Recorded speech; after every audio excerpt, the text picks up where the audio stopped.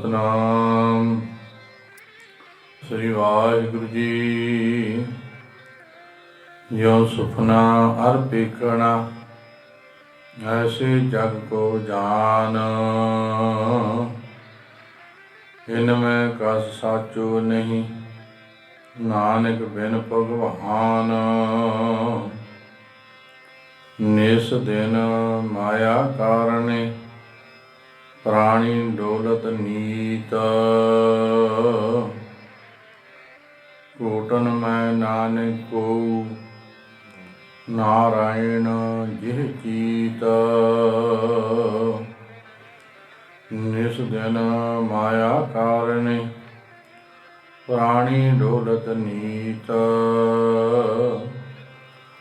Cotton ਮੈਂ ਨਾਨਕ ਕੋ ਨਾਰਾਇਣ ਜਿਹ ਚੀਤ। ਵਾਹਿਗੁਰੂ ਜੀ ਕਾ ਖਾਲਸਾ, ਵਾਹਿਗੁਰੂ ਜੀ ਕੀ ਫਤਿਹ।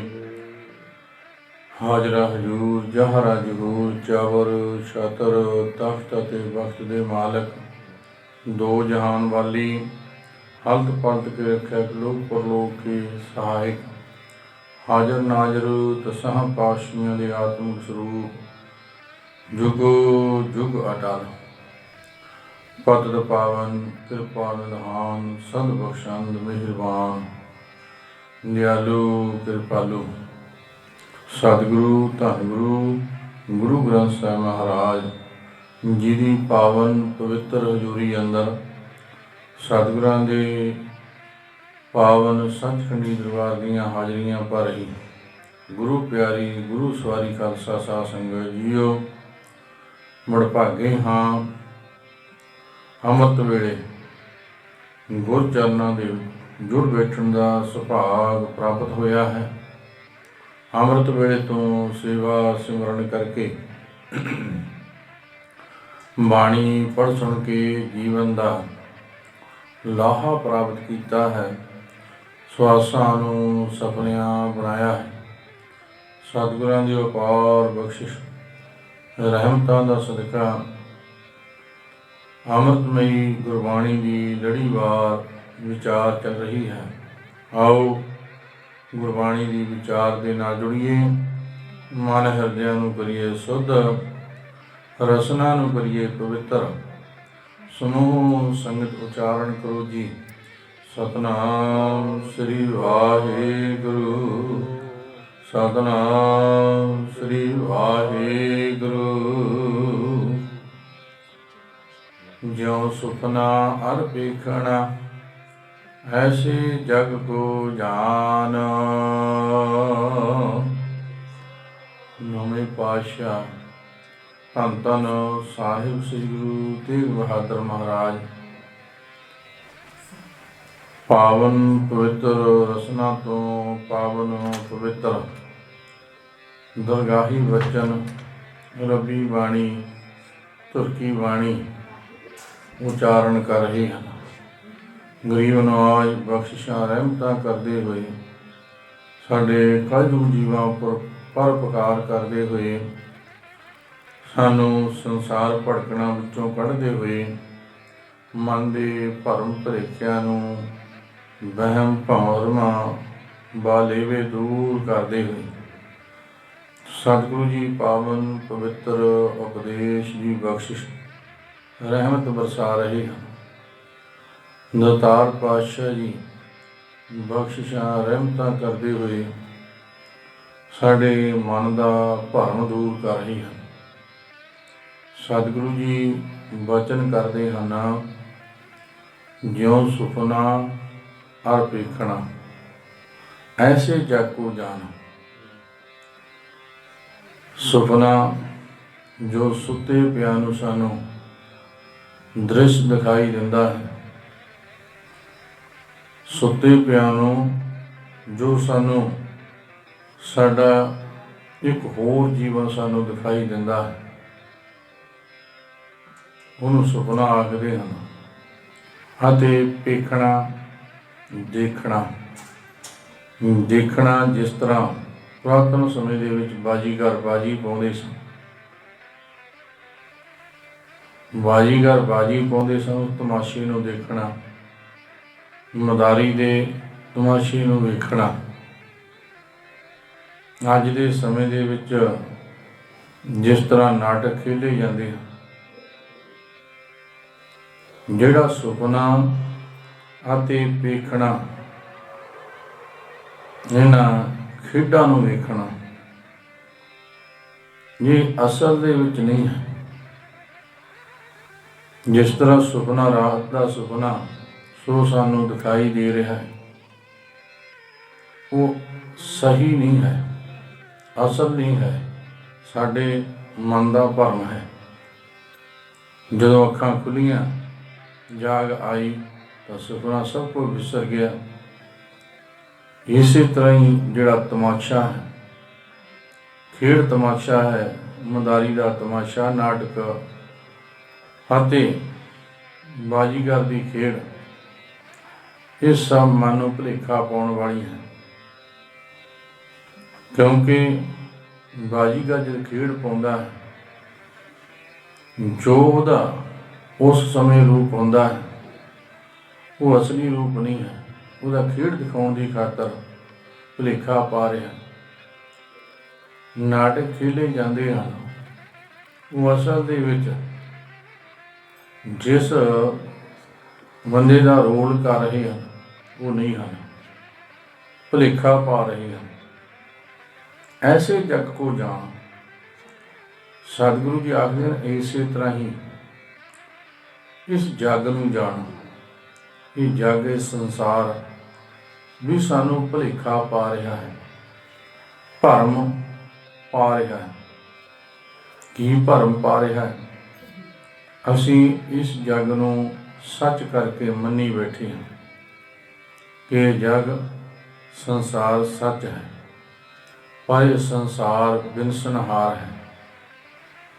ਇਹ ਸੰਸਾਰ ਜੋ ਕੁਝ ਵੀ ਸਾਨੂੰ ਦਿਖਾਈ ਦੇ ਰਿਹਾ ਹੈ, ਸਭ ਨਾਸਵੰਤ ਹੈ। ਅਸੀਂ ਇਸ ਭਰਮ ਦੇ ਵਿੱਚ ਪਏ ਹੋਏ ਹਾਂ। ਸਤਿਗੁਰੂ ਜੀ ਗੁਰਬਾਣੀ ਅੰਦਰ ਵਚਨ ਕਰਦੇ ਹਨ ਕਿ ਭਰਮ ਕੀ ਹੈ। ਸਤਿਗੁਰੂ ਜੀ ਵਚਨ ਕਰਦੇ ਹਨ, ਮਾਧਵੇ ਕਿਆ ਕਹੀਐ ਭਰਮ ਐਸਾ, ਜੈਸਾ ਮਾਨੀਆ ਹੋਏ ਨਾ ਤੈਸਾ।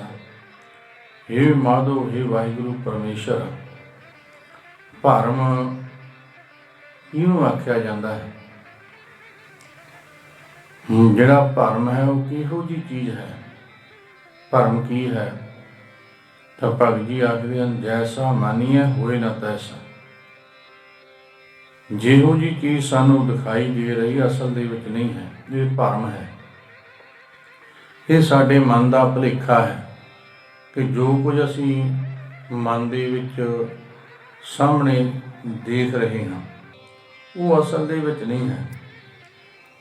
ਅਸਲ ਦੇ ਵਿੱਚ ਉਹ ਕੁਝ ਹੋਰ ਹੈ ਤੇ ਦਿਖਾਈ ਕੁਝ ਹੋਰ ਦੇ ਰਿਹਾ। ਭਗਤ ਰਵਿਦਾਸ ਜੀ ਇੱਕ ਉਦਾਹਰਨ ਦਿੰਦੇ ਹਨ, ਸਾਨੂੰ ਸਮਝਾਉਂਦੇ ਹਨ, ਨਰਪਤ ਏਕ ਸਿੰਘਾਸਣ ਸੋਇਆ, ਸੁਪਨੇ ਪਿਆ ਬਿਖਾਰੀ। ਇੱਕ ਰਾਜਾ ਰਾਜ ਭਾਗ ਕਰਦਾ ਹੋਇਆ ਰਾਜ ਗੱਦੀ ਦੇ ਉੱਪਰ ਸੌਂ ਗਿਆ। ਨੀਂਦ ਆ ਗਈ। ਨੀਂਦ ਦੇ ਵਿੱਚ ਭਿਖਾਰੀ ਬਣ ਗਿਆ। ਭਿਖਾਰੀ ਬਣ ਗਿਆ।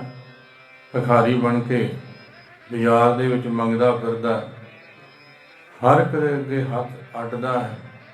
ਕੋਈ 1 ਰੁਪਈਆ, 2 ਰੁਪਏ, 4 ਰੁਪਏ ਮੈਨੂੰ ਦਾਨ ਦੇ ਦੇਵੋ।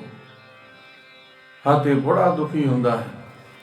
ਜਿਹੜਾ ਸਮਾਜਿਕ ਜੀਵਨ ਹੈ, ਉਹਦੀਆਂ ਲੋੜਾਂ ਪੂਰੀਆਂ ਕਰਨ ਵਾਸਤੇ ਧਨ ਦੀ ਲੋੜ ਹੈ। ਅਤੇ ਰਾਜਾ ਹੁਣ ਮੰਗਦਾ ਫਿਰਦਾ ਹੈ। ਅਤੇ ਅਸਲ ਦੇ ਵਿੱਚ ਉਹ ਰਾਜਾ ਹੈ, ਪਰ ਸੁਪਨੇ ਦੇ ਵਿੱਚ ਭਿਖਾਰੀ ਬਣਿਆ ਫਿਰਦਾ ਹੈ।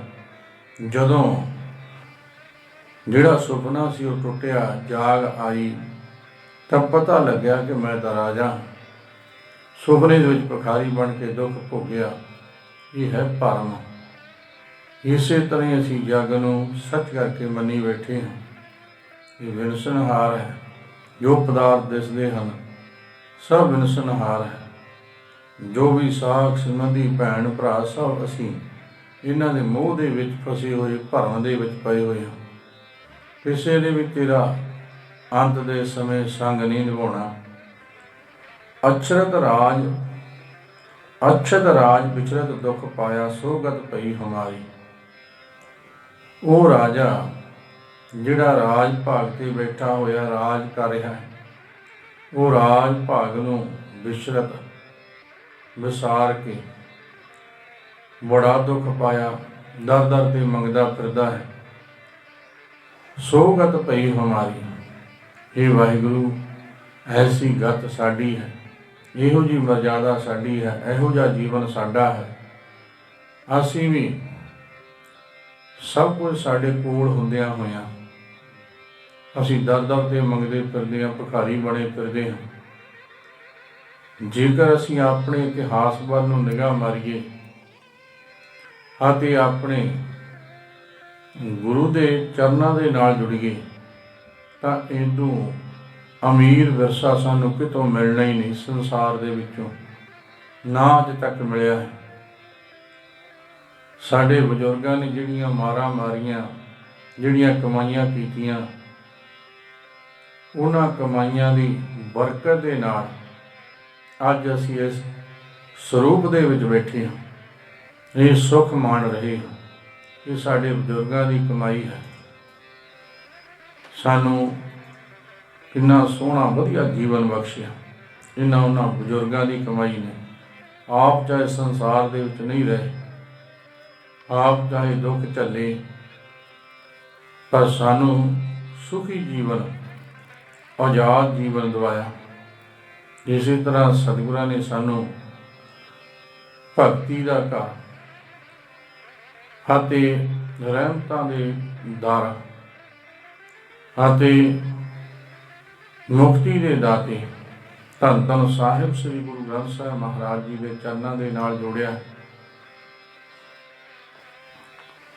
ਜਿੱਥੋਂ ਮਰਜੀ ਅਸੀਂ ਸਤਿਗੁਰਾਂ ਦੇ ਪਾਸੋਂ ਵਚਨ ਕਰੀਏ ਸਤਿਗੁਰਾਂ ਦੇ ਨਾਲ, ਤਾਂ ਸਤਿਗੁਰੂ ਜੀ ਸਾਨੂੰ ਉੱਥੋਂ ਹੀ ਮੁਕਤੀ ਦੇ ਦਾਤੇ ਉਪਦੇਸ਼ ਦਿੰਦੇ ਹੋਏ, ਸਤਿਗੁਰੂ ਜੀ ਸਾਨੂੰ ਨਾਮ ਬਾਣੀ ਦੇ ਨਾਲ ਜੋੜਦੇ ਹਨ। ਕਈਆਂ ਦੇ ਮਨਾਂ ਦਾ ਕੁਝ ਖਿਆਲ ਕੁਝ ਹੋਰ ਹੈ, ਪਰ ਇਹ ਸਤਿਗੁਰੂ ਜੀ ਤਾਂ ਜਾਗਤਾ ਹੈ ਦਿਓ, ਜਾਗਦੇ ਜਿਉਂਦੇ ਦੇਵਤੇ ਹਨ। ਤਾਂ ਜਾਗਤ ਜੋਤ ਜਪੈ ਨਿਸਵਾਸਾ, ਏਕ ਬਿਨਾ ਮਨ ਨੈਕ ਨਹੀਂ ਅੰਨ। ਤਾਂ ਜਗਦੀ ਜੋਤ ਹੈ। ਅਸੀਂ ਸਤਿਗੁਰਾਂ ਦੇ ਨਾਲ ਗੱਲਾਂ ਕਰਨ ਜੋਗੇ ਨਹੀਂ ਹੋਏ। ਆ ਕੇ ਬੈਠੋ ਸਤਿਗੁਰਾਂ ਦੇ ਪਾਸ, ਸਤਿਗੁਰਾਂ ਨਾਲ ਗੱਲਾਂ ਕਰੀਏ। ਫਿਰ ਸਤਿਗੁਰੂ ਸਾਡੇ ਸਾਰੇ ਮਨ ਦੇ ਭਰਮ ਦੂਰ ਕਰਦੇ ਹਨ, ਦੁੱਖ ਦੂਰ ਕਰਦੇ ਹਨ, ਰੋਗ ਦੂਰ ਕਰ ਦਿੰਦੇ ਹਨ, ਸਾਨੂੰ ਜੀਵਨ ਦੀ ਸਹੀ ਦਿਸ਼ਾ ਦਿਖਾ ਦਿੰਦੇ ਹਨ। ਸਾਡੇ ਕੋਲ ਇੰਨਾ ਅਮੀਰ ਵਿਰਸਾ, ਅਸੀਂ ਫਿਰ ਗਰੀਬ ਬਣ ਕੇ ਦਰ ਦਰ ਤੇ ਭਿਖਾਰੀ ਬਣੇ ਤੁਰੇ ਫਿਰਦੇ ਹਾਂ, ਦਰ ਦਰ ਤੇ ਭੜਕਦੇ ਫਿਰਦੇ ਹਾਂ।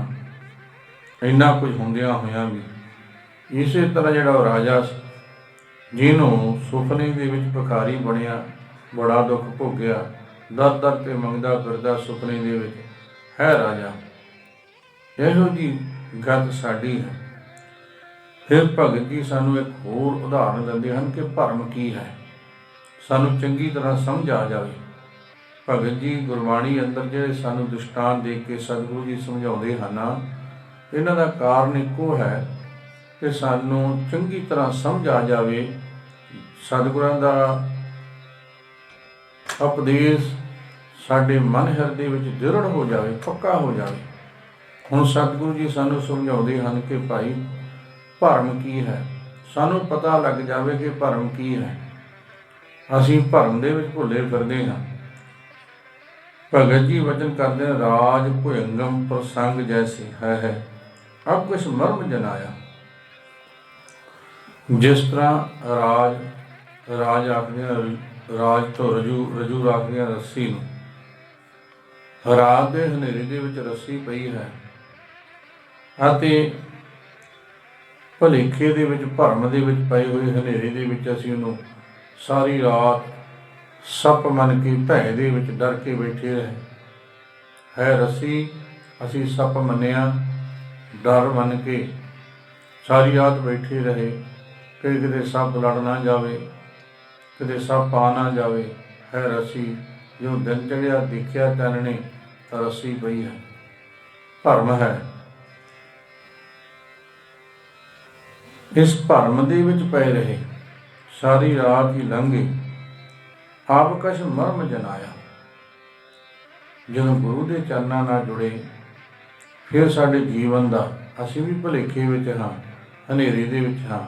ਜਿਵੇਂ ਹਨੇਰੇ ਦੇ ਵਿੱਚ ਰੱਸੀ ਦਾ ਭੁਲੇਖਾ ਸੱਪ ਦਾ ਭੁਲੇਖਾ ਪਾਉਂਦੀ ਸੀ, ਇਸੇ ਤਰ੍ਹਾਂ ਹੀ ਅਸੀਂ ਇਹਨਾਂ ਸੰਸਾਰਕ ਪਦਾਰਥਾਂ ਨੂੰ ਦੇ ਮੋਹ ਮਮਤਾ ਦੇ ਵਿੱਚ ਫਸੇ ਹੋਏ ਸਾਰੀ ਉਮਰ ਇਹਨਾਂ ਦੇ ਪਿੱਛੇ ਭੱਜੇ ਫਿਰਦੇ ਹਾਂ ਅਤੇ ਜੋ ਸਾਡਾ ਕਾਰਜ ਕਰਨ ਵਾਲਾ ਸੀ ਉਹ ਕਾਰਜ ਨਹੀਂ ਕਰਦੇ। ਜਦੋਂ ਸਤਿਗੁਰਾਂ ਨੇ ਕਿਰਪਾ ਕੀਤੀ, ਹਿਰਦੇ ਵਿੱਚ ਸ਼ਬਦ ਦਾ ਪ੍ਰਕਾਸ਼ ਕੀਤਾ, ਸਤਿਗੁਰ ਗੁਰੂ ਗਰੀਬ ਨਿਵਾਜ ਜੀ ਨੇ ਸ਼ਬਦ ਦਾ ਪ੍ਰਕਾਸ਼ ਕੀਤਾ। ਸਤਿਗੁਰ ਸ਼ਬਦ ਉਜਾਰੋ ਦੀਪਾ, ਸਤਿਗੁਰ ਨੇ ਸ਼ਬਦ ਦਾ ਦੀਵਾ ਜਗਾਇਆ, ਪ੍ਰਕਾਸ਼ ਹੋਇਆ। ਫਿਰ ਸਾਨੂੰ ਚਾਰੇ ਪਾਸੇ ਨਿਗਾਹ ਮਾਰ ਕੇ ਪਤਾ ਲੱਗਾ ਕਿ ਸੰਸਾਰ ਤਾਂ ਝੂਠਾ ਹੈ, ਤਾਂ ਬਿਨ ਸਜਾਣ ਵਾਲਾ ਹੈ। ਇਹਨਾਂ ਵਿੱਚੋਂ ਕੋਈ ਵੀ ਪਦਾਰਥ ਸਾਡੇ ਨਾਲ ਨਿਭਣ ਵਾਲਾ ਨਹੀਂ ਹੈ। ਭਗਤ ਜੀ ਸਾਨੂੰ ਇਸ ਤਰ੍ਹਾਂ ਮਨ ਦੇ ਭਰਮ ਨੂੰ ਦੂਰ ਕਰਦੇ ਹਨ। ਫਿਰ ਸਤਿਗੁਰੂ ਜੀ ਸਾਨੂੰ ਬੜੀਆਂ ਉਦਾਹਰਨਾਂ ਦੇ ਕੇ ਸਮਝਾਉਂਦੇ ਹਨ ਕਿ ਜਿਸ ਤਰ੍ਹਾਂ ਇਹ ਜਿਹੜਾ ਸੰਸਾਰ ਹੈ, ਇਹ ਭਰਮ ਦੇ ਵਿੱਚ ਭੁੱਲਿਆ ਫਿਰਦਾ ਹੈ। ਇਹ ਅਸਲੀ ਜਿਹੜਾ ਵਾਹਿਗੁਰੂ ਪਰਮੇਸ਼ਰ ਦਾ ਦਰ ਸੱਚਾ ਹੈ, ਪਰਮਾਤਮਾ ਦਾ ਨਾਮ ਸੱਚਾ ਹੈ। ਸੱਚੇ ਨਾਮ ਦੇ ਨਾਲ ਨਹੀਂ ਜੁੜਦਾ। ਸਤਿਗੁਰੂ ਜੀ ਗੁਰਬਾਣੀ ਅੰਦਰ ਵਚਨ ਕਰਦੇ ਹਨ, ਸਗਲ ਜਗਤ ਹੈ ਜੈਸੇ ਸੁਖਨਾ, ਬਿਨਸਤ ਲਗਤ ਨਾ ਵਾਰ। ਇਹ ਸਾਰਾ ਸੰਸਾਰ ਸੁਪਨੇ ਦੀ ਨਿਆਈ ਹੈ, ਬਿਨਸਤ ਲਗਤ ਨਾ ਵਾਰ। ਇਹਨੂੰ ਢਹਿੰਦਿਆਂ, ਇਹਨੂੰ ਖਤਮ ਹੁੰਦਿਆਂ ਦੇਰ ਨਹੀਂ ਲੱਗਦੀ। ਬਾਰੂ ਕੀ ਭੀਤ ਬਣਾਈ ਰਚ ਪਚ, ਰਹਿਤ ਨਹੀਂ ਦਿਨ ਚਾਰ। ਬਾਰੂ ਆਖਦੇ ਨੇ ਬਾਲੂ, ਬਾਲੂ ਤੋਂ ਭਾਵ ਰੇਤ। ਰੇਤ ਦੀ ਕੰਧ ਬਣਾਈ, ਰਚ ਪਚ, ਚਾਰੇ ਪਾਸੋਂ ਲਿਪ ਦਿੱਤੀ, ਪੋਚ ਦਿੱਤੀ, ਚੰਗੀ ਸੋਹਣੀ ਉੱਚੀ ਬਣ ਗਈ। ਅਤੇ ਰਹਿਤ ਨਹੀਂ ਦਿਨ ਚਾਰ। ਕਿੰਨਾ ਕੁ ਚਿਰ ਰਹੇਗੀ ਰੇਤੇ ਦੀ ਕੰਧ? ਦੇਖਣ ਨੂੰ ਬੜੀ ਸੋਹਣੀ ਸੁੰਦਰ ਲੱਗਦੀ ਹੈ, ਪਰ ਰਹੇਗੀ ਕਿੰਨਾ ਕੁ ਦਿਨ? 4 ਦਿਨ। ਜਿਹੜਾ ਮੀਂਹ ਦੀ 4 ਛਿੱਟਾਂ ਪਈਆਂ, ਸਾਰੀ ਰੇਤਾ ਖੁਰ ਜਾਵੇਗੀ। ਇਸੇ ਤਰ੍ਹਾਂ ਹੀ ਇਹ ਸਾਡਾ ਤਨ ਹੈ, ਬੜਾ ਲੰਬਾ ਸਮਾਂ ਰਹਿਣ ਵਾਲਾ ਨਹੀਂ ਹੈ। ਇਹ ਵੀ 4 ਦਿਨਾਂ ਦਾ ਇਸ ਸੰਸਾਰ ਦੇ ਵਿੱਚ ਮੇਲਾ ਗੇਲਾ ਹੈ। ਪਤਾ ਨਹੀਂ ਕਿੱਦੇ ਅਸੀਂ ਇੱਥੋਂ ਤੁਰ ਜਾਣਾ ਹੈ। ਤੈਸੋ ਹੀ ਸੁਖ ਮਾਇਆ ਕੇ ਉਰਜੋ ਕਹਾਂ ਗਵਾਰ। ਇਹ ਮੂਰਖ, ਇਸੇ ਤਰ੍ਹਾਂ ਮਾਇਆ ਦੇ ਜਿਹੜੇ ਸੁੱਖ ਹਨ 4 ਦਿਨਾਂ ਦੇ ਹਨ। ਮਾਇਆ ਦੀ ਸ਼ੋਭਾ 4 ਦਿਹਾੜੇ ਜਾਂਦੀ ਬਿਲਮ ਨਾ ਹੋਵੇ। ਮਾਇਆ ਦੀ ਸ਼ੋਭਾ 4 ਦਿਨਾਂ ਦੀ ਹੈ, ਜਾਂਦੀ ਦਾ ਪਤਾ ਹੀ ਨਹੀਂ ਲੱਗਦਾ ਕਦੋਂ ਤੁਰ ਜਾਂਦੀ ਹੈ। ਤੈਸੇ ਹੀ ਸੁਖ ਮਾਇਆ ਕੇ, ਇਸੇ ਤਰ੍ਹਾਂ ਮਾਇਆ ਦੇ ਸੁਖ ਹਨ ਉਰਜੋ ਕਹਾਂ ਗਵਾਰ। ਤੁਸੀਂ ਇਹ ਮੂਰਖਾ ਇਸ ਮਾਇਆ ਦੇ ਵਿੱਚ ਉਲਝਿਆ ਫਿਰਦਾ, ਉਸ ਵਾਹਿਗੁਰੂ ਪਰਮੇਸ਼ਰ ਨੂੰ ਯਾਦ ਹੀ ਨਹੀਂ ਕਰਦਾ। ਅੱਜ ਹੁਣ ਸਮਝ ਕਿਸ ਵਿਗੜਿਓ ਨਾਹਿਨ, ਭਜ ਲੈ ਰਾਮ ਮੁਰਾਰ। ਸਤਿਗੁਰੂ ਜੀ ਆਖਦੇ ਹਜੇ ਕੁਝ ਨਹੀਂ ਵਿਗੜਿਆ, ਹਜੇ ਵੀ ਤੂੰ ਆਪਣੇ ਜੀਵਨ ਦੀ ਬਾਜੀ ਨੂੰ ਜਿੱਤ ਸਕਦਾ ਹੈ। ਹਜੇ ਵੀ ਡੁੱਲੇ ਹੋਏ ਬੇਰਾਂ ਦਾ ਕੁਝ ਨਹੀਂ ਵਿਗੜਿਆ। ਦੁਆਰੇ ਚੱਕ ਕੇ ਟੋਕਰੀ ਵਿੱਚ ਪਾ ਲੈ, ਨਾਮ ਜਪ ਲੈ, ਹਜੇ ਵੀ ਤੇਰਾ ਉਧਾਰ ਹੋ ਜਾਵੇਗਾ। ਕਿਉਂਕਿ ਨਾਮ ਜਪਣ ਦੀ ਕੋਈ ਬੰਦਸ਼ ਨਹੀਂ ਹੈ ਕਿ ਕਦੋਂ ਨਾਮ ਜਪਣਾ ਜੀਵਨ ਦੇ ਵਿੱਚ।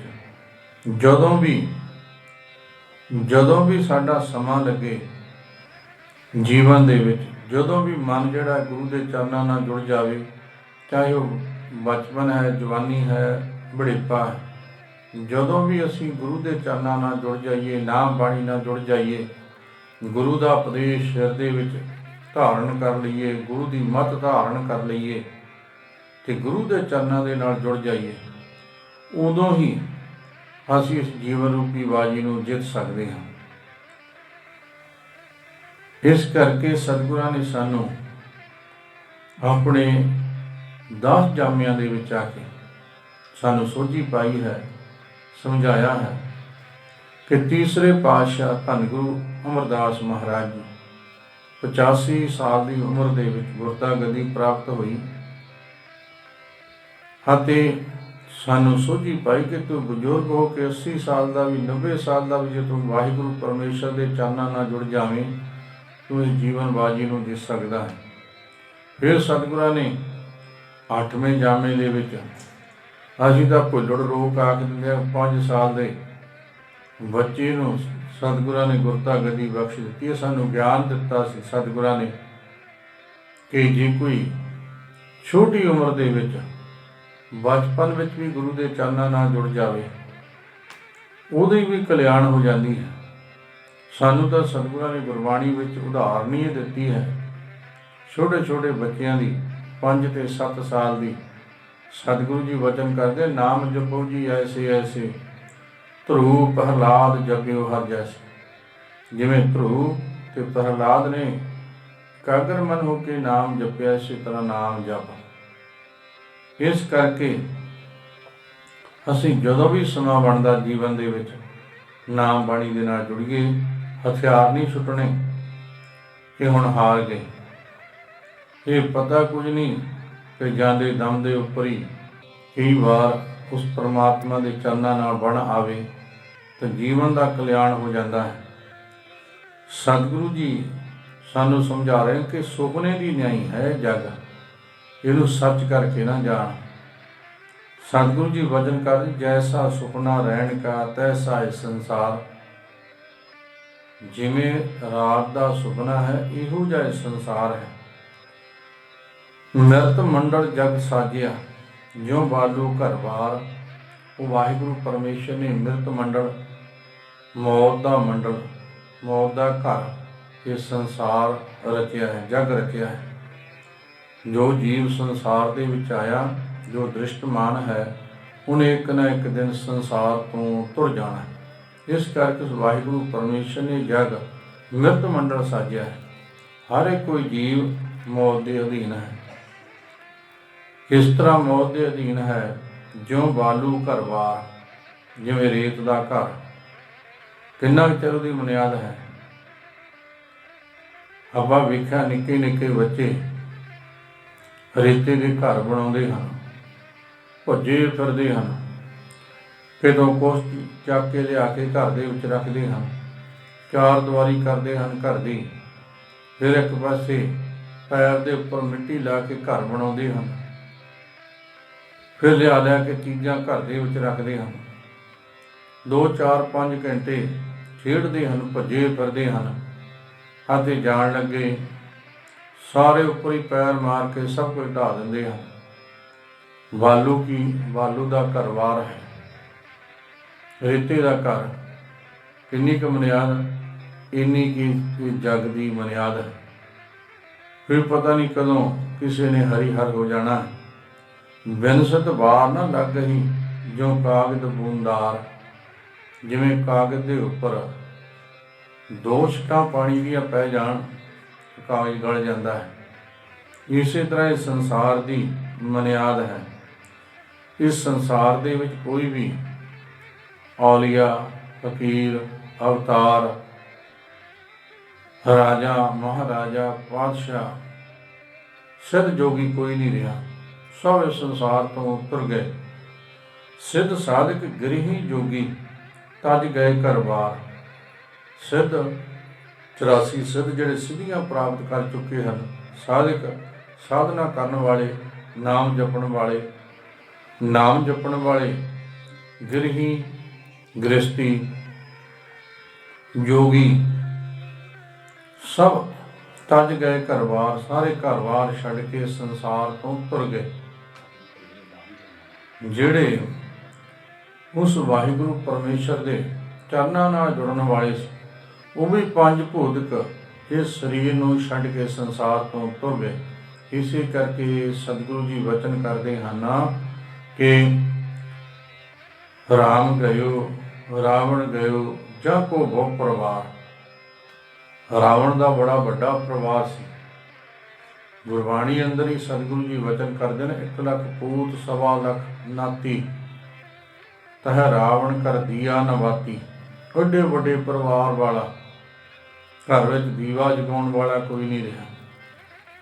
ਫਿਰ ਇੰਨਾ ਧਨੀ ਕਿ ਲੰਕਾ ਗੜ ਸੋਨੇ ਕਾ ਪਿਆ, ਮੂਰਖ ਰਾਵਣ ਕਿਆ ਲੈ ਗਿਆ। ਲੰਕਾ ਜਿਹੜਾ ਕਿਲਾ ਸੀ ਉਹ ਸੋਨੇ ਦਾ ਸੀ। ਮੂਰਖਾ ਦੇਖ, ਉਹ ਇੱਥੋਂ ਸੰਸਾਰ ਦੇ ਵਿੱਚੋਂ ਕੀ ਲੈ ਗਿਆ। ਉਹ ਵੀ ਸੰਸਾਰ ਵਿੱਚ ਨਹੀਂ ਰਹੇ। ਸਭ ਇਸ ਘਰ-ਬਾਰ ਨੂੰ ਛੱਡ ਕੇ ਇਸ ਸੰਸਾਰ ਤੋਂ ਤੁਰ ਗਏ। ਜੈਸਾ ਸੁਪਨਾ ਰਹਿਣ ਕਾ ਤੈਸਾ ਸੰਸਾਰ। ਜਿਸ ਤਰ੍ਹਾਂ ਦਾ ਇਹ ਸੰਸਾਰ ਹੈ, ਜਿਵੇਂ ਰਾਤ ਦਾ ਸੁਪਨਾ, ਇਸ ਤਰ੍ਹਾਂ ਦਾ ਇਹ ਸੰਸਾਰ ਹੈ। ਸਤਿਗੁਰੂ ਜੀ ਆਖਦੇ ਦ੍ਰਿਸ਼ਟ ਮਨ ਸਭ ਬਿਨਸੀ ਹੈ, ਕਿਆ ਲੱਗੇ ਗਵਾਰ। ਜਿਹੜਾ ਦ੍ਰਿਸ਼ਟਮਾਨ, ਜੋ ਕੁਝ ਵੀ ਸਾਨੂੰ ਦਿਖਾਈ ਦੇ ਰਿਹਾ, ਜੋ ਕੁਝ ਵੀ ਸਾਨੂੰ ਅੱਖਾਂ ਦੇ ਨਾਲ ਦਿਖਾਈ ਦਿੰਦਾ ਹੈ, ਸਭ ਕੁਝ ਨਾਸਵੰਤ ਹੈ। ਇਹ ਧਰਤੀ ਦਿਖਾਈ ਦਿੰਦੀ, ਇਹ ਵੀ ਨਾਸਵੰਤ ਹੈ। ਵੱਡੇ ਵੱਡੇ ਪਹਾੜ, ਇਹ ਵੀ ਨਾਸਵੰਤ ਹਨ।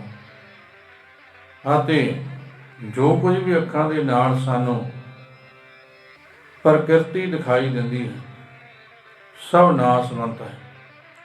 ਸਦਾ ਰਹਿਣ ਵਾਲਾ ਇੱਕ ਵਾਹਿਗੁਰੂ ਪਰਮੇਸ਼ਰ ਅਵਿਨਾਸ਼ੀ ਹੈ। ਇਸ ਸੰਸਾਰ ਦੇ ਵਿੱਚੋਂ ਸਭ ਇਸ ਸੰਸਾਰ ਦੇ ਵਿੱਚੋਂ ਤੁਰ ਗਏ। ਸਤਿਗੁਰੂ ਜੀ ਆਖਦੇ ਹਨ, ਕਿਆ ਲੱਗਾ ਹੈ ਗਵਾਰ। ਹੇ ਗਵਾਰ, ਹੇ ਮੂਰਖ, ਕਿਉਂ ਸੰਸਾਰ ਦੇ ਨਾਲ ਜੁੜਿਆ ਹੋਇਆ। ਕਹਾਂ ਸੋ ਭਾਈ ਮੀਤ ਹੈ, ਦੇਖ ਨੈਣ ਬਸਾਰ। ਅੱਖਾਂ ਖੋਲ ਕੇ ਦੇਖ, ਕਿੱਥੇ ਆ ਤੇਰੇ ਭੈਣ ਭਰਾ, ਕਿੱਥੇ ਆ ਤੇਰੇ ਮਾਤਾ ਪਿਤਾ। ਸਭ ਸੰਸਾਰ ਤੋਂ ਤੁਰ ਗਏ। ਬਾਬਾ ਫਰੀਦ ਜੀ ਸਾਨੂੰ ਸਮਝਾਉਂਦੇ ਹਨ, ਫਰੀਦਾ ਕਿੱਥੇ ਤੈਡੇ ਮਾਪਿਆਂ, ਜਿੰਨੀ ਤੂੰ ਜਣੇ ਉਹੀ। ਉਹ ਤੈ ਪਾਸੋਂ ਲੱਦ ਗਏ, ਤੂੰ ਹਜੇ ਨਾ ਪਤੀਣੋ ਇਹ। ਕਿੱਥੇ ਤੇਰੇ ਮਾਤਾ ਪਿਤਾ, ਕਿੱਥੇ ਤੈਡੇ ਮਾਤਾ ਪਿਤਾ, ਕਿੱਥੇ ਆ ਤੇਰੇ ਮਾਤਾ ਪਿਤਾ, ਜਿੰਨੀ ਤੂੰ ਜਣੀ ਉਹੀ। ਜਿਨ੍ਹਾਂ ਨੇ ਤੈਨੂੰ ਜਣਿਆ, ਜਨਮ ਦਿੱਤਾ, ਸੰਸਾਰ ਵਿੱਚ ਭੇਜਿਆ, ਉਹ ਕਿੱਥੇ ਹਨ। ਉਹ ਇਸ ਸੰਸਾਰ ਤੋਂ ਤੁਰ ਗਏ। ਤੂੰ ਇਸ ਸੰਸਾਰ ਨੂੰ ਸੱਚ ਕਰਕੇ ਮੰਨੀ ਬੈਠਾ ਹੈ ਕਿ ਇਹ ਸੰਸਾਰ, ਜਿਹੜਾ ਸੰਸਾਰ ਹੈ, ਇਹ ਸੱਚ ਹੈ। ਅਸੀਂ ਸੱਚ ਕਰਕੇ ਮੰਨੀ ਬੈਠੇ ਹਾਂ। ਅਸੀਂ ਪਦਾਰਥਾਂ ਦੇ ਨਾਲ ਮੋਹ, ਪਰਿਵਾਰ ਦੇ ਨਾਲ ਮੋਹ, ਧੰਦਿਆਂ ਦੇ ਨਾਲ ਮੋਹ, ਇੱਕ ਵਾਹਿਗੁਰੂ ਪਰਮੇਸ਼ਰ ਦੇ ਨਾਲ ਮੋਹ ਨਹੀਂ ਪਾਉਂਦੇ, ਉਹਦੇ ਨਾਲ ਪ੍ਰੇਮ ਨਹੀਂ ਪਾਉਂਦੇ। ਹੋਰ ਸੰਸਾਰ ਦੇ ਨਾਲ ਸਾਡਾ ਪ੍ਰੇਮ ਬਣਿਆ ਹੈ। ਸਤਿਗੁਰੂ ਜੀ ਆਖਦੇ ਹਨ ਕਿ ਕਿੱਥੇ ਤੇਰੇ ਮਾਤਾ ਪਿਤਾ, ਜਿਨ੍ਹਾਂ ਨੇ ਤੈਨੂੰ ਜਣਿਆ, ਉਹ ਤੈ ਪਾਸੋਂ ਲੱਦ ਗਏ, ਉਹ ਤੇਰੇ ਕੋਲੋਂ ਤੁਰ ਗਏ। ਤੂੰ ਹਜੇ ਨਾ ਪਤੀਣਿਓ ਇਹ, ਤੈਨੂੰ ਹਜੇ ਵੀ ਪ੍ਰਤੀਤ ਨਹੀਂ ਆਈ। ਤੂੰ ਹਜੇ ਵੀ ਨਹੀਂ ਸਮਝਿਆ ਕਿ ਜਿਹੜਾ ਇਹ ਸੰਸਾਰ ਹੈ, ਇਹ ਬਿਨਸਨਹਾਰ ਹੈ। ਜਿਹੜੇ ਭੈਣ ਭਰਾ ਸਾਕ ਸੰਬੰਧੀ ਹਨ, ਇਹ ਸਾਰੇ ਹੀ ਬਿਨਸ ਜਾਣ ਵਾਲੇ ਹਨ, ਕਿਸੇ ਨੇ ਸਾਥ ਨਹੀਂ ਦੇਣਾ। ਸਤਿਗੁਰੂ ਜੀ ਵਚਨ ਕਰਦੇ ਹਨ, ਜਿਉਂ ਸੁਪਨੇ ਹੋਏ ਵੈਸ਼ਤ ਰਾਜਾ, ਨੇਤਰ ਪਸਾਰੇ ਤਾਂ ਨਿਰਾਰਥ ਕਾਜਾ। ਸੁਪਨੇ ਦੇ ਵਿੱਚ ਰਾਜਾ ਬਣ ਬੈਠਾ, ਤੇ ਜਦੋਂ ਨੇਤਰ ਖੋਲ੍ਹੇ, ਅੱਖਾਂ ਖੋਲ੍ਹੀਆਂ, ਤੇ ਕੁਝ ਵੀ ਕੋਲੇ ਨਹੀਂ ਹੈ। ਹੁਣ ਸਤਿਗੁਰੂ ਜੀ ਸਾਨੂੰ ਸਮਝਾਉਂਦੇ, ਐਸੇ ਜਗ ਕੋ ਜਾਣ।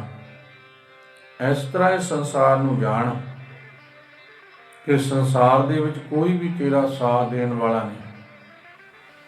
ਸੰਸਾਰ ਜਿਹੜਾ ਵਿਨਸਨਹਾਰ ਹੈ, ਸੰਸਾਰ ਝੂਠਾ ਹੈ, ਨਾਸਵੰਤ ਹੈ, ਔਰ ਪੇਖਣਾ।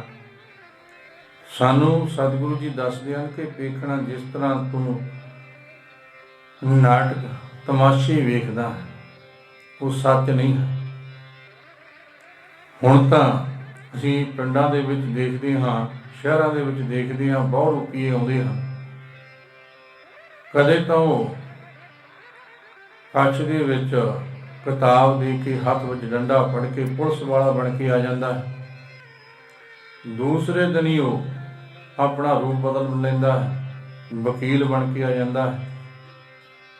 ਤੀਸਰੇ ਦਿਨ ਉਹੀ ਮਨੁੱਖ ਡਾਕਟਰ ਬਣ ਕੇ ਆ ਜਾਂਦਾ ਹੈ ਤਾਂ ਅਸਲ ਦੇ ਵਿੱਚ ਉਹ ਜਿਸ ਰੂਪ ਦੇ ਵਿੱਚ ਉਹੀ ਹੈ, ਪਰ ਆਪਣੇ ਤਨ ਦੇ ਉੱਪਰ ਕਈ ਤਰ੍ਹਾਂ ਦੇ ਭੇਖ ਧਾਰਨ ਕਰਦਾ ਹੈ।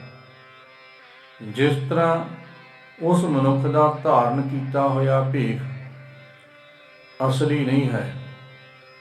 ਹੁਣ ਜਾ ਕੇ ਕੱਪੜੇ ਉਤਾਰ ਦਿੱਤੇ, ਫਿਰ ਅਸਲੀ ਰੂਪ ਦੇ ਵਿੱਚ ਆ ਗਿਆ। ਇਸੇ ਤਰ੍ਹਾਂ ਇਹ ਸੰਸਾਰ ਅਸਲੀ ਨਹੀਂ ਹੈ। ਜੋ ਅਸਲ ਹੈ ਉਹਨੂੰ ਅਸੀਂ ਸਮਝ ਨਹੀਂ ਸਕੇ, ਉਹਨੂੰ ਅਸੀਂ ਪਾ ਨਹੀਂ ਸਕੇ, ਅਸੀਂ ਉਹਨੂੰ ਮਨ ਹਿਰਦੇ ਵਿੱਚ ਸੋਝੀ ਰੱਖੀ ਨਹੀਂ। ਐਸੇ ਜਗ ਕੋ ਜਾਣ, ਇਸੇ ਤਰ੍ਹਾਂ ਇਸ ਸੰਸਾਰ ਨੂੰ ਜਾਣਨਾ ਕਰ ਜਿਵੇਂ ਰਾਤ ਦਾ ਸੁਪਨਾ ਆਦਿ ਰੰਗ ਤਮਾਸ਼ੇ ਨਾਟਕ ਚੇਟਕ ਹਨ। ਇਸੇ ਤਰ੍ਹਾਂ ਹੀ ਇਹ ਸੰਸਾਰ ਹੈ।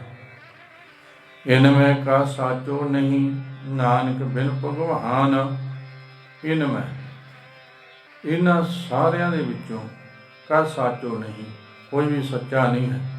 ਨਾ ਸੁਪਨਾ ਸੱਚਾ ਹੈ, ਨਾ ਨਾਟਕ ਚੇਟਕ ਜਿਹੜੇ ਹਨ, ਉਸ ਤਮਾਸ਼ੇ ਹਨ, ਉਹ ਸੱਚੇ ਹਨ, ਝੂਠੇ ਹਨ। ਉਹ ਥੋੜ੍ਹੇ ਸਮੇਂ ਬਾਅਦ ਦਿਨ ਸਜਾਣੇ ਹਨ। ਅਤੇ ਸਦੀਵ ਕਾ ਰਹਿਣ ਵਾਲਾ ਕੀ ਹੈ? ਇੱਕ ਵਾਹਿਗੁਰੂ ਪਰਮੇਸ਼ਰ। ਇਨਮੇ ਕਾ ਸਾਚੋ ਨਹੀਂ, ਨਾਨਕ ਬਿਨ ਭਗਵਾਨ। ਉਸ ਭਗਵਾਨ ਵਾਹਿਗੁਰੂ ਪਰਮੇਸ਼ਰ ਤੋਂ ਬਿਨਾਂ ਹੋਰ ਕੋਈ ਦੂਜਾ ਹੈ ਹੀ ਨਹੀਂ। ਕੋਈ ਐਸੀ ਸ਼ਕਤੀ ਨਹੀਂ ਹੈ ਜਿਹੜੀ ਸਦੀਵ ਕਾਲ ਸੰਸਾਰ ਦੇ ਵਿੱਚ ਰਹਿਣ ਵਾਲੀ ਹੋਵੇ। ਬੜੇ ਲੋਕਾਂ ਨੇ ਸੰਸਾਰ ਦੇ ਵਿੱਚ ਯਤਨ ਕੀਤੇ ਕਿ ਬੜਾ ਲੰਬਾ ਸਮਾਂ ਸੰਸਾਰ ਦੇ ਵਿੱਚ ਰਿਹਾ ਜਾਵੇ। ਕਈਆਂ ਨੇ ਦਵਾਈਆਂ ਬੂਟੀਆਂ ਦਾ ਆਸਰਾ ਲਿਆ, 2-2 ਸਾਲ ਜਿਉਂਦੇ ਰਹੇ ਸੰਸਾਰ ਦੇ ਵਿੱਚ, 200-250 ਸਾਲ ਸੰਸਾਰ ਦੇ ਵਿੱਚ ਜਿਉਂਦੇ ਰਹੇ। ਕਾਹਦੇ ਵਾਸਤੇ? ਕਿ ਲੰਬਾ ਸਮਾਂ ਸੰਸਾਰ ਵਿੱਚ ਰਹੀਏ। ਪਰ ਸਦੀਵ ਕਾਲ ਕੋਈ ਨਹੀਂ ਰਿਹਾ। ਅਸੀਂ ਕਹਾਣੀਆਂ ਅਤੇ ਪੁਰਾਤਨ ਇਤਿਹਾਸ ਸੁਣਦੇ ਹਾਂ, ਕਈ ਰਿਸ਼ੀਆਂ ਮੁਨੀਆਂ ਨੇ ਆਪਣੇ ਕਾਲ ਨੂੰ, ਸਮੇਂ ਨੂੰ ਆਪਣੇ ਵੱਸ ਵਿੱਚ ਕਰ ਲਿਆ ਕਿ ਮੈਂ ਸੰਸਾਰ ਤੋਂ ਖਾਣਾ ਹੀ ਨਹੀਂ। ਜਿਵੇਂ ਹਰਨਾਕਸ਼, ਜਿਹਦੀ ਬੁੱਧੀ ਭ੍ਰਿਸ਼ਟ ਹੋ ਗਈ ਸੀ, ਜਿਹੜਾ ਆਖਦਾ ਸੀ ਕਿ ਮੈਂ ਹੀ ਅਕਾਲ ਪੁਰਖ ਹਾਂ, ਮੈਂ ਹੀ ਰੱਬ ਹਾਂ, ਮੇਰਾ ਹੀ ਨਾਮ ਜਪੋ, ਮੈਂ ਸੰਸਾਰ ਤੋਂ ਜਾਣਾ ਹੀ ਨਹੀਂ। ਉਹ ਵੀ ਵਾਹਿਗੁਰੂ ਪਰਮੇਸ਼ਰ ਨੇ ਨਰਸਿੰਘ ਦਾ ਰੂਪ ਧਾਰਨ ਕਰਕੇ ਉਹਨੂੰ ਮਾਰਿਆ। ਇਸੇ ਤਰ੍ਹਾਂ ਰਾਵਣ, ਜਿਹਦੀ ਬੁੱਧੀ ਭ੍ਰਿਸ਼ਟ ਹੋਈ ਸੀ, ਬੜੇ ਪਾਪ ਕੀਤੇ, ਮਾੜੇ ਕਰਮ ਕਮਾਉਣ ਕਰਕੇ ਉਹ ਰਾਮ ਜੀ ਦੇ ਰੂਪ ਦੇ ਵਿੱਚ ਆ ਕੇ ਉਸ ਰਾਵਣ ਨੂੰ ਵਾਹਿਗੁਰੂ ਪਰਮੇਸ਼ਰ ਨੇ ਖਤਮ ਕੀਤਾ। ਪਰ ਸਦੀਵ ਕਾਲ ਸੰਸਾਰ ਵਿੱਚ ਕੋਈ ਨਹੀਂ ਰਿਹਾ।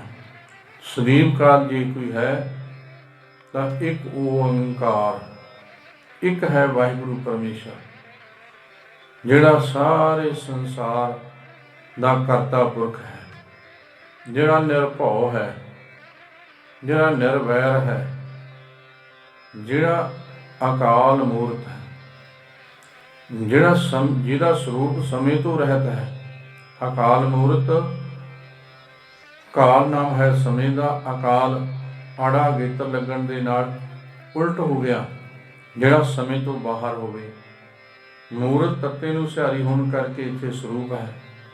ਉਹ ਵਾਹਿਗੁਰੂ ਪਰਮੇਸ਼ਰ ਦਾ ਸਰੂਪ ਕਾਲ ਤੋਂ ਰਹਿਤ ਹੈ, ਸਦੀਵ ਕਾਲ ਰਹਿਣ ਵਾਲਾ ਅਵਿਨਾਸੀ ਹੈ। ਅਕਾਲ ਮੂਰਤ ਅਜੂਨੀ ਸਹਿ ਭੰਗ, ਜੂਨਾਂ ਤੋਂ ਰਹਿਤ ਹੈ, ਜਨਮ ਮਰਨ ਦੇ ਵਿੱਚ ਨਹੀਂ ਆਉਂਦਾ।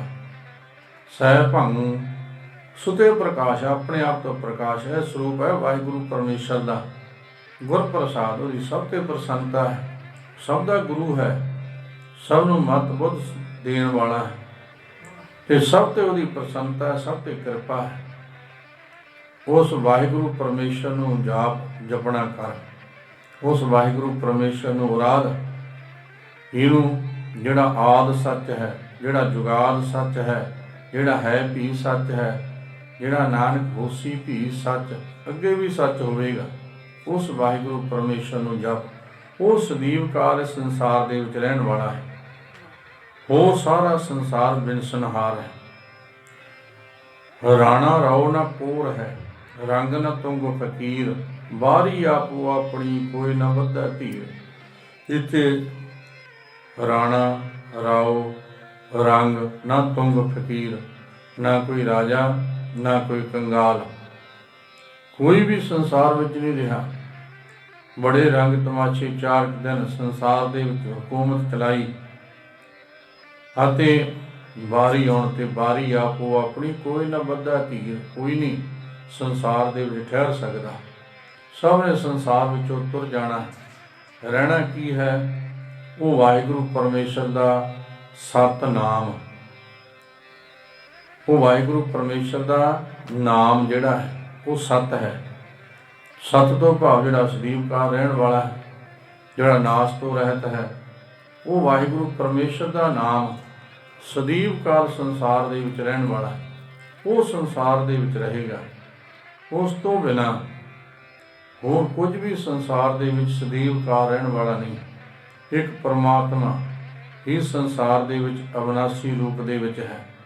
ਇਨਵੇਂ ਕਾ ਸਾਚੋ ਨਹੀਂ ਨਾਨਕ ਬਿਨ ਭਗਵਾਨ। ਬਿਨਾਂ ਵਾਹਿਗੁਰੂ ਪਰਮੇਸ਼ਰ ਦੇ ਵਿੱਚੋਂ ਤੋਂ ਬਿਨਾਂ ਹੋਰ ਸੰਸਾਰ ਦੇ ਵਿੱਚੋਂ ਕੁਝ ਵੀ ਸੱਚਾ ਨਹੀਂ ਹੈ, ਨਾਸਵੰਤ ਹੈ। ਜਿਵੇਂ ਸੁਪਨਾ ਤੇ ਪੀਖਣਾ ਤਮਾਸ਼ਾ ਹੈ, ਉਹ ਨਾਸਵੰਤ ਹੈ, ਥੋੜ੍ਹੇ ਸਮੇਂ ਬਾਅਦ ਉਹ ਖਤਮ ਹੋ ਜਾਂਦਾ ਹੈ। ਇਸੇ ਤਰ੍ਹਾਂ ਇਹ ਸੰਸਾਰ ਹੈ। ਨਿਸ ਦਿਨ ਮਾਇਆ ਕਾਰਣੇ ਪ੍ਰਾਣੀ ਡੋਲਤ ਨੀਤ।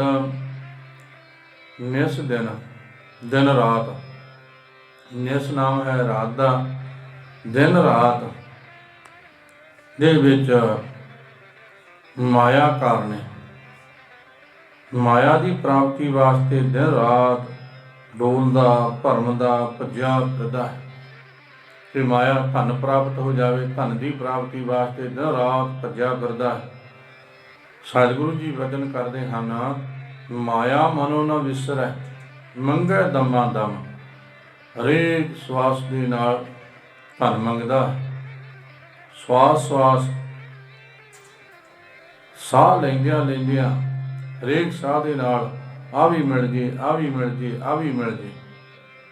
ਇਸੇ ਤਰ੍ਹਾਂ ਹੀ ਸਤਿਗੁਰੂ ਜੀ ਇੱਥੇ ਸਮਝਾਉਂਦੇ ਹਨ ਕਿ ਦਿਨ ਰਾਤ ਮਾਇਆ ਕਾਰਣੇ, ਮਾਇਆ ਕਾਰਨ ਪ੍ਰਾਣੀ ਡੋਲਤ ਨੀਤ। ਹਰ ਰੋਜ਼ ਪ੍ਰਾਣੀ, ਨੀਤ ਤੋਂ ਭਾਵ ਨਿਤ, ਹਰ ਰੋਜ਼ ਪ੍ਰਾਣੀ, ਇੱਕ ਦਿਨ ਦਾ ਕੰਮ ਨਹੀਂ ਕਿ ਇੱਕ ਦਿਨ ਮੰਗ ਲਿਆ। ਅੱਜ ਤਾਂ ਰੋਜ਼ ਗੁਰੂ ਦੇ ਚਰਨਾਂ ਵਿੱਚ ਆ ਕੇ ਲੰਬੀਆਂ ਲੰਬੀਆਂ ਲਿਸਟਾਂ ਰੱਖਦੇ ਹਾਂ। ਗੁਰੂ ਦੇ ਚਰਨਾਂ ਦੇ ਵਿੱਚ ਆ ਕੇ ਲੰਬੀਆਂ ਲੰਬੀਆਂ ਲਿਸਟਾਂ ਰੱਖਦੇ ਹਾਂ। ਆਹ ਵੀ ਦੇ ਦੇ ਦਾਤਿਆ, ਆਹ ਵੀ ਦੇ ਦੇ, ਆਹ ਵੀ ਦਾਤਿਆ ਦੇ ਦੇ। ਤੇ ਸਾਡਾ ਇਹ ਹੱਕ ਵੀ ਹੈ। ਸਿੱਖ ਨੇ ਹੋਰ ਕਿੱਥੋਂ ਮੰਗਣਾ? ਮੰਗਣਾ ਵੀ ਗੁਰੂ ਦੇ ਪਾਸੋਂ ਹੀ ਆ। ਮੈਂ ਹੋਰ ਥਾਉ ਨਹੀਂ ਜਿਸ ਪੈ ਕਰੋ ਬਨੰਤੀ, ਮੇਰਾ ਦੁੱਖ ਸੁਖ ਤੁਝ ਹੀ ਪਾਸ। ਸਿੱਖ ਨੇ ਆ ਕੇ ਗੁਰੂ ਦੇ ਚਰਨਾਂ 'ਚ ਅਰਦਾਸ ਬੇਨਤੀ ਕਰਨੀ, ਇੱਥੋਂ ਹੀ ਮੰਗਣਾ ਹੈ। ਤੇ ਮੰਗਣਾ ਵੀ ਚਾਹੀਦਾ ਹੈ, ਪਰ ਨਾਲ ਜੋ ਸਾਨੂੰ ਗੁਰੂ ਆਖਦਾ ਹੈ ਉਹਦੀ ਵੀ ਗੱਲ ਮੰਨੀਏ। ਅਸੀਂ ਗੁਰੂ ਦੀ ਗੱਲ ਨਹੀਂ ਮੰਨਦੇ, ਆਪਣੀ ਗੱਲ ਮਨਵਾਉਂਦੇ ਹਾਂ। ਗੁਰੂ ਨੂੰ ਆਖਦੇ ਸਭ ਕੁਝ ਮੈਨੂੰ ਦੇ ਦੇ, ਜਿੰਨੇ ਪਦਾਰਥ ਸਾਰੇ ਦੇ ਦੇ, ਧੀਆਂ ਪੁੱਤਰ ਦੇ ਦੇ, ਸਾਰੀਆਂ ਸੁੱਖ ਸਹੂਲਤਾਂ ਦੇ ਦੇ, ਪਰ ਤੇਰੀ ਗੱਲ ਨਹੀਂ ਮੰਨਣੀ। ਸਤਿਗੁਰੂ ਜੀ ਆਖਦੇ ਹਨ, ਭਾਈ ਆ ਸੰਗਤ ਦੇ ਵਿੱਚ ਬੈਠ, ਸੰਗਤ ਦੇ ਵਿੱਚ ਬੈਠ ਕੇ ਨਾਮ ਬਾਣੀ ਦਾ ਸਿਮਰਨ ਕਰ, ਬਾਣੀ ਪੜ੍ਹ। ਸਤਿਗੁਰੂ ਤਾਂ ਅੰਮ੍ਰਿਤ ਵੇਲੇ ਤੋਂ ਆਵਾਜ਼ਾਂ ਮਾਰਦੇ ਆ ਸਾਨੂੰ, ਆਓ ਸਿੱਖ ਸਤਿਗੁਰੂ ਕੇ ਪਿਆਰਿਓ, ਗਾਵੋ ਸੱਚੀ ਬਾਣੀ। ਸਤਿਗੁਰੂ ਨੇ ਸਾਨੂੰ ਸਵੇਰ ਆਵਾਜ਼ ਮਾਰੀ ਕਿ ਆ ਜਾਓ ਭਾਈ। ਫਿਰ ਸਤਿਗੁਰੂ ਜੀ ਹੋਰ ਬੜੇ ਪਿਆਰ ਦੇ ਨਾਲ ਆਵਾਜ਼ ਮਾਰਦੇ ਨਾ, ਆਵੋ ਸੰਤ ਪਿਆਰਿਓ, ਅਕਥ ਕੀ ਕਰੈ ਕਹਾਣੀ। ਉਹ ਆ ਜਾਓ ਸੰਤ ਜਨੋ, ਆ ਜਾਓ ਆ ਕੇ ਆਪਾਂ ਕਥ ਵਾਹਿਗੁਰੂ ਪਰਮੇਸ਼ਰ ਦੀਆਂ ਕਥਾ ਕਹਾਣੀਆਂ ਦੀ ਵਿਚਾਰ ਕਰੀਏ, ਪਰ ਅਸੀਂ ਗੁਰੂ ਦੀ ਗੱਲ ਨਹੀਂ ਮੰਨਦੇ। ਸਤਿਗੁਰੂ ਜੀ ਆਖਦੇ ਹਨ ਕਿ ਭਾਈ ਖੰਡੇ ਬਾਟੇ ਦੀ ਪਹੁਲ ਪ੍ਰਾਪਤ ਕਰ, ਗੁਰਮਰਜ਼ਾਦਾ ਦੇ ਵਿੱਚ ਆ। ਜਦੋਂ ਤੂੰ ਗੁਰਮਰਜ਼ਾਦਾ ਦੇ ਵਿੱਚ ਆਵੇਂਗਾ ਤੈਨੂੰ ਸਾਰੇ ਸੁੱਖ ਮਿਲ ਜਾਣਗੇ। ਇੱਥੇ ਆ ਕੇ ਅਸੀਂ ਆਖਦੇ ਸਤਿਗੁਰੂ ਜੀ ਆਹ ਗੱਲ ਨਾ ਸਾਨੂੰ ਕਿਹੋ ਕਿ ਅੰਮ੍ਰਿਤ ਛਕ ਲੈ, ਅੰਮ੍ਰਿਤ ਛਕਣਾ ਬੜਾ ਔਖਾ, ਰਹਿਤ ਰੱਖਣੀ ਬੜੀ ਔਖੀ ਹੈ, ਕਿਉਂਕਿ ਅਸੀਂ ਸੰਸਾਰ ਦੇ ਵਿੱਚ ਰਹਿੰਦੇ ਹਾਂ। ਬੜੇ ਅਜਿਹੇ ਕੰਮ ਕਰਨੇ ਹਨ ਜਿਹੜੇ ਤੁਹਾਡੇ ਮਰਜ਼ਾਦਾ ਦੇ ਅਨੁਸਾਰ ਸਹੀ ਨਹੀਂ ਹਨ। ਝੂਠ ਅਸੀਂ ਨਹੀਂ ਛੱਡਣਾ, ਝੂਠ ਅਸੀਂ ਨਹੀਂ ਛੱਡਣੀ। ਸਤਿਗੁਰੂ ਜੀ ਇਹ ਤਾਂ ਫਿਰ ਕੰਮ ਖਰਾਬ ਹੋ ਜਾਵੇਗਾ। ਇਸ ਕਰਕੇ ਅਸੀਂ ਅੰਮ੍ਰਿਤ ਨਹੀਂ ਛਕ ਸਕਦੇ, ਇਸ ਮਰਜ਼ਾਦਾ ਵਿੱਚ ਨਹੀਂ ਆ ਸਕਦੇ। ਪਰ ਸਾਰੇ ਜਿੰਨੇ ਪਦਾਰਥ ਹਨ ਦੁਨੀਆ ਭਰ ਦੇ ਮੈਨੂੰ ਦੇ ਦੇ। ਜੇ ਅਸੀਂ ਪਦਾਰਥ ਲੈ, ਗੁਰੂ ਦੀ ਮੰਨਣੀ ਪਵੇਗੀ, ਗੁਰੂ ਦੇ ਚਰਨਾਂ ਨਾਲ ਜੁੜਨਾ ਪਵੇਗਾ, ਨਾਮ ਬਾਣੀ ਦੇ ਨਾਲ ਜੁੜਨਾ ਪਵੇਗਾ, ਗੁਰੂ ਦੀ ਮੱਤ ਮਰਜ਼ਾਦਾ ਵਿੱਚ ਆਉਣਾ ਪਵੇਗਾ। ਸਤਿਗੁਰੂ ਗਰੀਬ ਨਵਾਜ ਜੀ ਨੇ ਸਾਨੂੰ ਅੰਮ੍ਰਿਤ ਦੀ ਦਾਤ ਦੇ ਕੇ ਮਰਜ਼ਾਦਾ ਦੀ ਸਾਡੇ ਦੁਆਲੇ ਕਾਰ ਕਰ ਦਿੱਤੀ ਹੈ। ਤੇ ਜਿਹੜੀ ਇਹ ਕਾਰ ਕੀਤੀ, ਜਿਹੜਾ ਮਨੁੱਖ ਇਸ ਕਾਰ ਦੇ ਵਿੱਚ ਰਹੇਗਾ, ਜਿਹੜਾ ਗੁਰਸਿੱਖ, ਹੁਣ ਤੱਤੀ ਬਾਹ ਨਹੀਂ ਲੱਗਣ ਦਿੰਦੇ। ਤਾਤੀ ਬਾਹ ਨਾ ਲੱਗ ਗਈ ਪਾਰ ਬ੍ਰਹਮ ਸਰਨਾਈ, ਝੋਗਰਦ ਹਮਾਰੇ ਰਾਮ ਕਾਰ ਦੁੱਖ ਲੱਗੇ ਨਾ ਭਾਈ।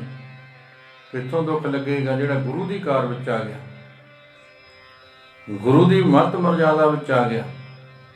ਜੋ ਗੁਰ ਕਹੇ ਸੋਈ ਭਲ ਮਾਨੋ, ਉਹਨੂੰ ਭਲਾ ਕਰਕੇ ਮੰਨਦਾ ਹੈ, ਉਹਨੂੰ ਫਿਰ ਸਤਿਗੁਰੂ ਜੀ ਤੱਤੀ ਬਾਹ ਨਹੀਂ ਲੱਗਣ ਦਿੰਦੇ।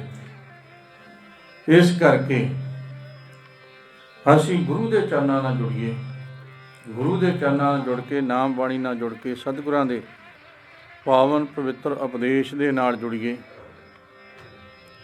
ਕੋਟਨ ਮੈਂ ਨਾਨਕੋ ਨਾਰਾਇਣ ਜਿਹ ਚੀਤਾ, ਕੋਟਨ ਕਰੋੜਾਂ, ਕਰੋੜਾਂ ਦੇ ਵਿੱਚੋਂ ਕੋਈ ਇੱਕ ਅੱਧਾ ਜਿਹਦੇ ਮਨ ਹਿਰਦੇ ਦੇ ਵਿੱਚ ਵਾਹਿਗੁਰੂ ਪਰਮੇਸ਼ਰ ਦਾ ਨਾਮ ਵਸਦਾ ਹੈ, ਵਾਹਿਗੁਰੂ ਪਰਮੇਸ਼ਰ ਦਾ ਨਾਮ ਜਿਹਦੇ ਚਿੱਤ ਵਿੱਚ ਵਸਦਾ, ਕਰੋੜਾਂ ਵਿੱਚੋਂ ਕੋਈ ਇੱਕ ਅੱਧਾ ਹੈ, ਬਾਹਲੇ ਨਹੀਂ ਹਨ।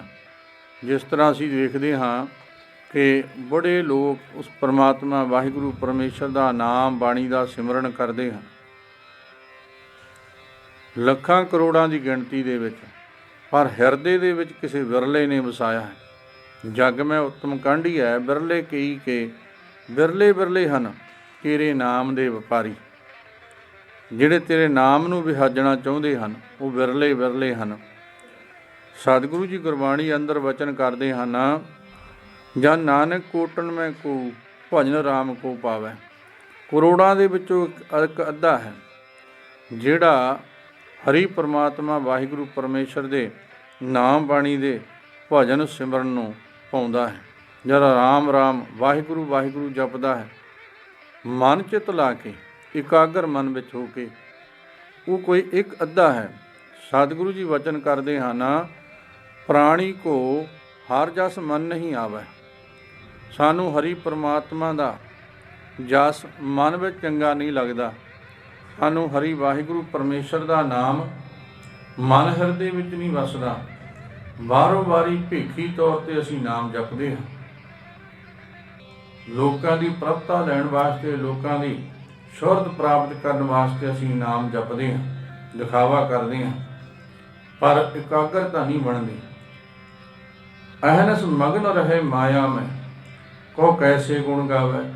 ਦਿਨ ਰਾਤ ਤਾਂ ਮਾਇਆ ਦੇ ਵਿੱਚ ਮਗਨ ਰਹਿੰਦੇ ਹਾਂ। ਜਿਸ ਦਿਨ ਮਾਇਆ ਕਾਰਨੇ ਪ੍ਰਾਣੀ ਡੋਲਤ ਨੀਤ, ਹਰ ਰੋਜ਼ ਤੇ ਹਰ ਸਮੇਂ ਦਿਨ ਰਾਤ ਮਾਇਆ ਦੀ ਪ੍ਰਾਪਤੀ ਵਾਸਤੇ ਅਸੀਂ ਯਤਨ ਕਰਦੇ ਹਾਂ, ਬੜੇ ਢੰਗ ਤਰੀਕੇ ਅਪਣਾਉਂਦੇ ਹਾਂ, ਬੜੀਆਂ ਠੱਗੀਆਂ, ਧੋਖੇ, ਫਰੇਬ, ਝੂਠ ਸਭ ਕੁਝ ਅਸੀਂ ਵਰਤਦੇ ਹਾਂ।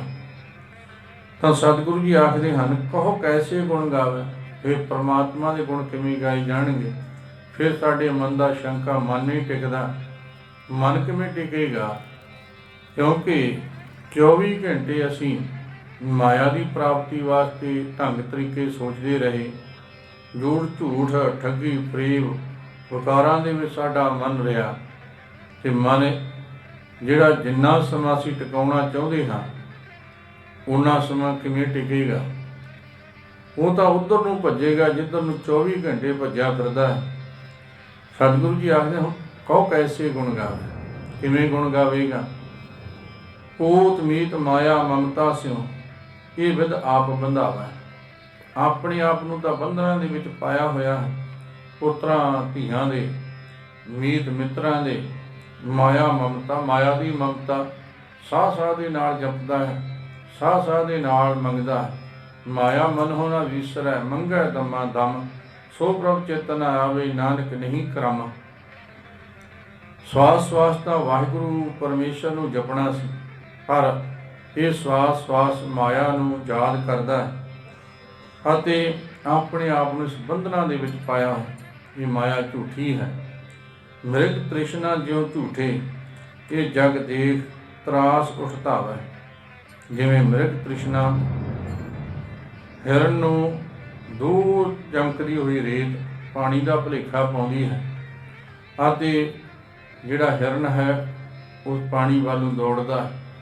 ਜਿਵੇਂ ਜਿਵੇਂ ਅੱਗੇ ਦੌੜਦਾ ਹੈ ਤੇ ਉਹ ਪਾਣੀ ਜਿਹੜਾ ਰੇਤ ਚਮਕਦੀ ਦਿਖਾਈ ਦਿੰਦੀ ਉਹ ਅੱਗੇ ਤੁਰੀ ਜਾਂਦੀ ਹੈ। ਅਖੀਰ ਨੂੰ ਪਿਆਸ ਦਾ ਮਾਰਿਆ ਹਿਰਨ ਡਿੱਗ ਕੇ ਉਹਦੀ ਮੌਤ ਹੋ ਜਾਂਦੀ ਹੈ। ਉਹ ਜਿਹੜੀ ਰੇਤ ਚਮਕਦੀ ਸੀ, ਪਾਣੀ ਦਿਖਾਈ ਦਿੰਦਾ, ਉਹ ਝੂਠਾ ਹੈ। ਇਹ ਜਗ ਤੈਸੇ ਤਾਸ ਉਠਤਾ ਹੈ। ਇਸੇ ਤਰ੍ਹਾਂ ਹੀ ਇਹ ਜਗ ਹੈ। ਇਹ ਸੰਸਾਰ ਵੀ ਮਾਇਆ ਦੇ ਪਿੱਛੇ ਦੌੜ ਰਿਹਾ ਹੈ। ਦਮ ਦਮ ਦੇ ਨਾਲ, ਸਵਾਸ ਸਵਾਸ ਦੇ ਨਾਲ ਇਹ ਮਾਇਆ ਮੰਗਦਾ ਹੈ। ਸਤਿਗੁਰੂ ਜੀ ਆਖਦੇ ਨੇ ਫਿਰ ਕਿਵੇਂ ਉਸ ਪਰਮਾਤਮਾ ਦੇ ਗੁਣ ਗਾਏ ਜਾਣਗੇ? ਜਨ ਨਾਨਕ ਕੋਟਨ ਮੈਂ ਕੂ ਭਜਨ ਰਾਮ ਕੋ ਪਾਵੈ।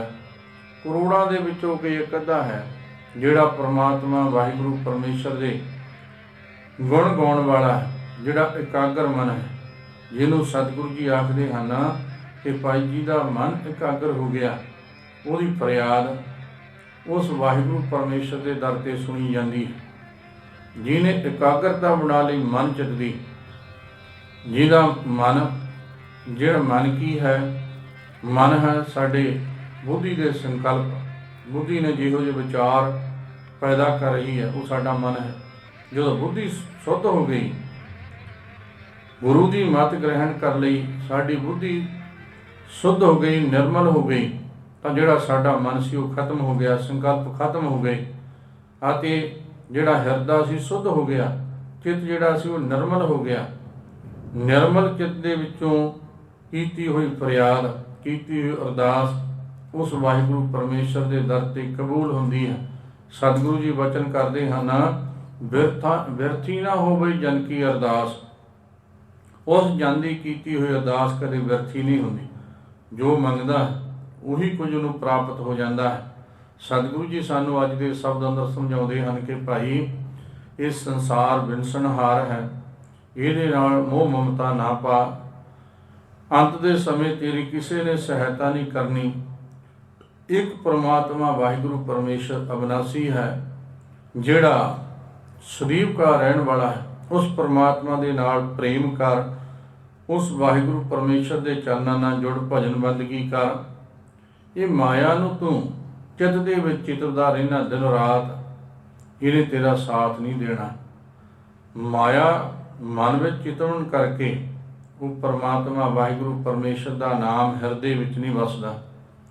ਬਾਰੋ ਬਾਰੀ ਪਾਖੰਡ ਤੌਰ 'ਤੇ ਲੋਕ ਦਿਖਾਵੇ ਲਈ ਤਾਂ ਅਸੀਂ ਨਾਮ ਜਪ ਸਕਦੇ ਹਾਂ, ਪਰ ਹਿਰਦਾ ਸ਼ੁੱਧ ਨਾ ਹੋਣ ਕਰਕੇ ਉਹ ਵਾਹਿਗੁਰੂ ਪਰਮੇਸ਼ਰ ਸਾਡੇ ਹਿਰਦੇ ਵਿੱਚ ਨਹੀਂ ਵਸਦਾ। ਜਿਹਨੂੰ ਸਤਿਗੁਰੂ ਜੀ ਆਖਦੇ ਕੋਟਨ ਮੈਂ ਕੋ ਨਾਰਾਇਣ ਜੇ ਜੀਤ। ਕਰੋੜਾਂ ਦੇ ਵਿੱਚੋਂ ਕੋਈ ਇੱਕ ਅੱਧਾ ਹੈ ਜਿਹੜਾ ਵਾਹਿਗੁਰੂ ਪਰਮੇਸ਼ਰ ਦੇ ਚਰਨਾਂ ਦੇ ਨਾਲ ਜੁੜਿਆ ਹੈ। ਇਸ ਕਰਕੇ ਅਸੀਂ ਕੋਸ਼ਿਸ਼ ਕਰੀਏ ਕਿ ਜਿਹੜੇ ਸਾਡੇ ਅੰਦਰ ਇਹ ਔਗਣ ਹਨ, ਇਹਨਾਂ ਔਗਣਾਂ ਨੂੰ ਅਸੀਂ ਗੁਰੂ ਦੀ ਕਿਰਪਾ ਨਾਲ, ਗੁਰੂ ਦੀ ਬਾਣੀ ਨਾਲ ਜੁੜ ਕੇ ਇਹਨਾਂ ਔਗਣਾਂ ਨੂੰ ਕੱਢ ਕੇ ਗੁਰੂ ਦੇ ਸ਼ੁਭ ਗੁਣਾਂ ਨੂੰ, ਸਤ ਸੰਤੋਖ ਦਇਆ ਧਰਮ ਆਦਿ ਗੁਣਾਂ ਨੂੰ ਹਿਰਦੇ ਵਿੱਚ ਵਸਾਈਏ ਤੇ ਸਦਾ ਗੁਰੂ ਦੇ ਚਰਨਾਂ ਨਾਲ ਜੁੜ ਕੇ, ਨਾਮ ਬਾਣੀ ਨਾਲ ਜੁੜ ਕੇ ਆਪਣਾ ਜੀਵਨ ਸਫਲਾ ਬਣਾ ਲਈਏ। ਵਾਹਿਗੁਰੂ ਵਾਹਿਗੁਰੂ ਵਾਹਿਗੁਰੂ ਵਾਹਿਗੁਰੂ।